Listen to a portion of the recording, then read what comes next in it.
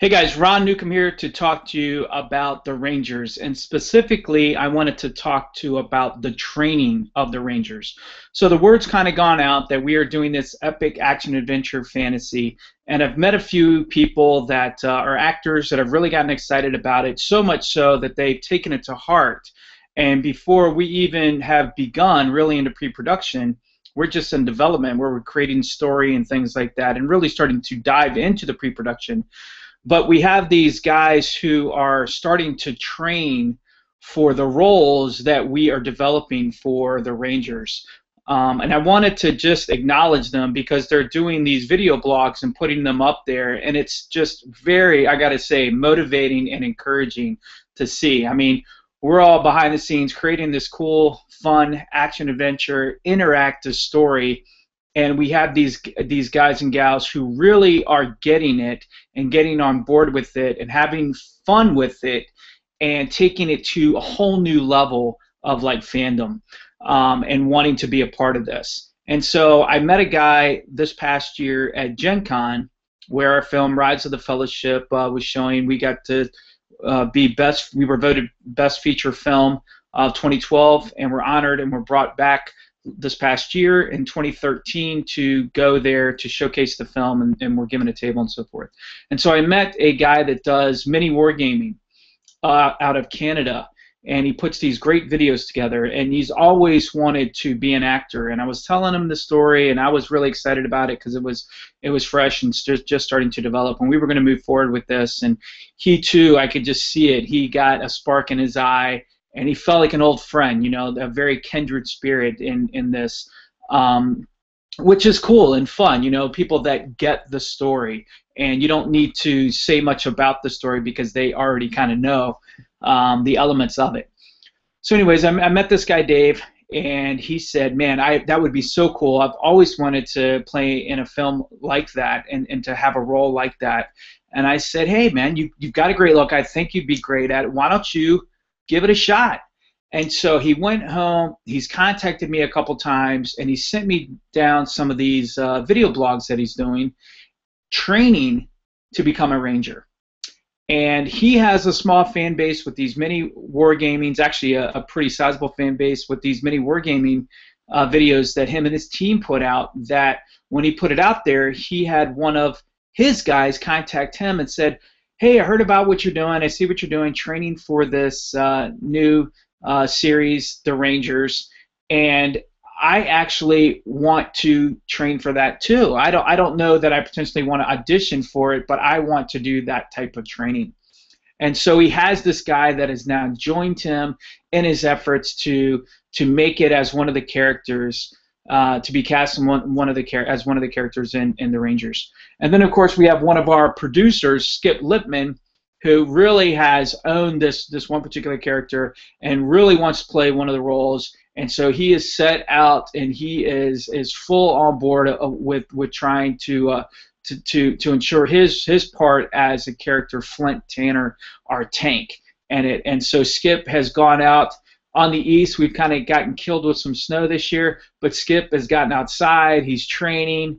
And I'm talking physical training and things like that. And one of the things that I wanted to discuss was just some of the things that, if they're willing to go out and do this type of training, I didn't want to be just a void and not respond or give any guidance. So I don't care if it's just those three guys that watch this video. I wanted to be able to provide a video like this to give them, first of all, encouragement, because that's one of the things I think a trait of a Ranger is we're optimistic and we're encouraging, and then to maybe give some insight of what we're doing, because there's not a lot published out there yet. We're really trying to save that for the Kickstarter campaign and when we launch and so forth. But certainly one of the things that a Ranger is in the Marine Corps, every Marine is a rifleman. So that means no matter what your regular job is in the Marine Corps, you are at least a rifleman, and every person is trained equally with that rifle. We particularly wear our gear the same, so that if something were to happen in a combat situation, I know where certain things are on you. So you kind of think about that. Every Marine is a rifleman. I'm pulling from that with developing the story. So every Ranger is what? And certainly every Ranger knows the sword. Every Ranger has to be good at the sword. So as much as I'm sure these guys are training cardiovascular, because these guys are up in the periphery on the mountain ranges, so you have to have great endurance. Because of that, they can't have horses, so they have to move on foot a lot or run, and they're having gear on. So certainly their cardiovascular is going to be up and running. But every Ranger has to be good at a sword. So in some sense, that's going to have to come into play in some way. Not only just with the skill of it, and it's not just finesse, but they have to be and have the endurance of the sword, being able to carry that and wield that at an extended period of time. You know, we kind of look at the Rangers as they are very much like the special forces, the SEALs of their military. So we want to give them that same sense of honor that we give our own SEALs in the U.S. here. Every Ranger is going to have some basic skills that they have. They're going to understand some basic medical understanding. They're going to understand some basic laws of the lands, because they're also the judge and jury of that. They're going to be able to write. They're going to have some type of basic smith work and needle work. But then Rangers can also start to funnel down into very specifics, because each Ranger group is a group of a team of 4, and that team is led by a leader, usually an NCO, like a sergeant. But then that group is part of a larger group of 16, which is then led by a lieutenant. And that group of 16 can come together. They're in close proximity. Their roles overlap, or their areas overlap in certain areas, their jurisdictions of their route.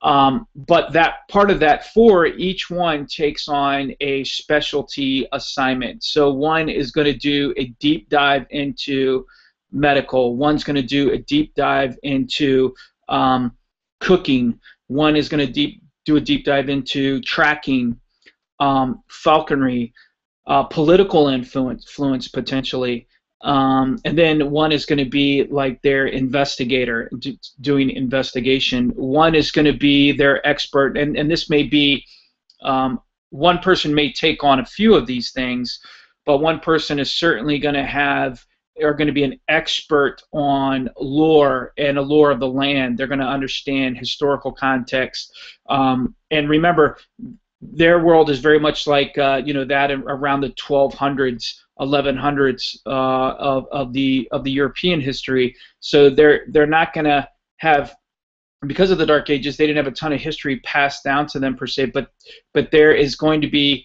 some lore, some mythos, some legend they're going to know about, and they're going to be able to bring those forward, and that may or may not come into play. Each Ranger has to have a mindset.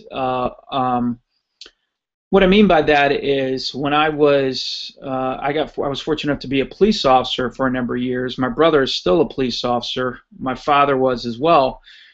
We talked about having this warrior ethos, this warrior spirit. If you got into a combat situation, that you wouldn't lose. That you weren't going to be the one, no matter how bad it got, no matter what came at you, no matter what hit you, that you would never give up. And a Ranger would have that. Certainly, they don't leave people behind. They don't, if they come across a fallen comrade, they're not going to just see that as an investigative scene. They're going to take certain action with that. So there's a mindset that a Ranger has.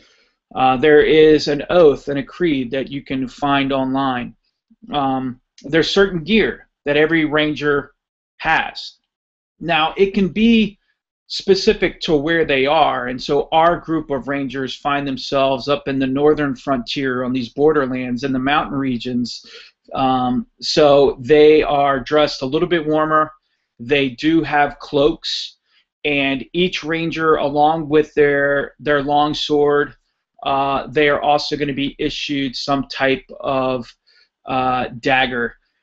In some ways, it may be like a sax or what have you. But each person, each ranger, would have a dagger. They're going to understand, and most rangers now, because of the way the rangers have gone historically, there's been, a long period of time where it's not pretty to be out on the frontier. It's not as romantic as it once was. So it's starting to be hard to find rangers to replace. So it is on the books that rangers are required to have some type of previous military service, unless a lieutenant or above overrides that and allows a person in. So that way, let's say they live on the borderlands and they find a great tracker and they want to enlist him into the ranks of the Corps. They can certainly, a lieutenant or above can do that. They can make that decision and say, okay, you're such value that we're going to bring you in. So, but most of them are going to have some type of service or military, so they're going to understand basic tactics and military protocol, that if they needed to, much like the Green Berets, they needed to pull together in the Middle Ages what was called the feared, or the local farmers and things, and needed to coalesce them into a small army to thwart off something. The Rangers are the ones that are going to do that. They're going to be like the Green Berets and pull them together and hastily run them through a little bit of training to get them up to speed on things. So I wanted to make sure that I had this discussion, particularly with these guys that are doing these videos, that are training to be a part of this, a glimpse into the world of what they're training for, and potentially what the training might entail.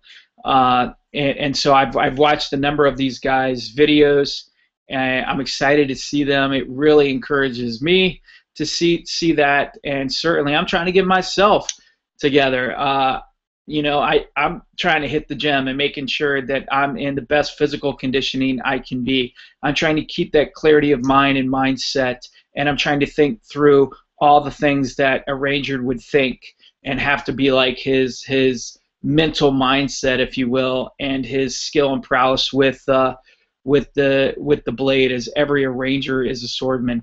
Certainly every ranger would have gone through a litany of weapons, like bow is an obvious one, axe and so forth, and then from there they can start to take on different personas within the group. Like I said, there is a fighting style that a small unit of 4 will take on, which will be led by the NCO, or in our case, one of the groups is going to have the lieutenant in it. They can be told, okay, you're going to be the tank. So if they know they're going to go into a combat situation, well, what would a tank do? Well, he's going to gear up. He's going to put on his bigger leathers. He might have a helm on where the others might not. He's probably going to go sword and shield, things like that. You're probably going to have one that is going to be ranged to try to keep plucking arrows at the guys, keep their heads down, keep them at bay. You're probably going to have another to assist the tank. It was some type of long pole arm or axe or something like that, and then you're going to have your commander in the ranks as well to fill in where needed.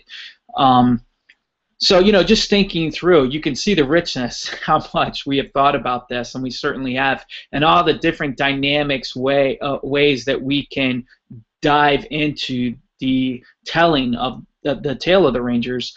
We're excited to do. So again, I just wanted to honor these guys by giving them a little glimpse of what I thought was important, of what they might consider in their training. I'm glad that you were watching. If anybody else is out there training or doing these things or getting excited about it as an actor and want to be a part of it this way, I'd love to see your videos. Shoot me a link over. Give me a shout out on, of course, Facebook, Twitter, or what have you. But please do be an ambassador of the project and continue helping spread the word, building the excitement, and we can't wait to bring you this story, just with its richness and its history, and bringing it to you in all the different ways, in card game format and miniatures and novelization, comics, and certainly the video realm, which of course is my lane, where I'm the most excited. So if I can answer questions or if you guys have any thoughts, please do post them up on Facebook. Otherwise, I'll see you next time.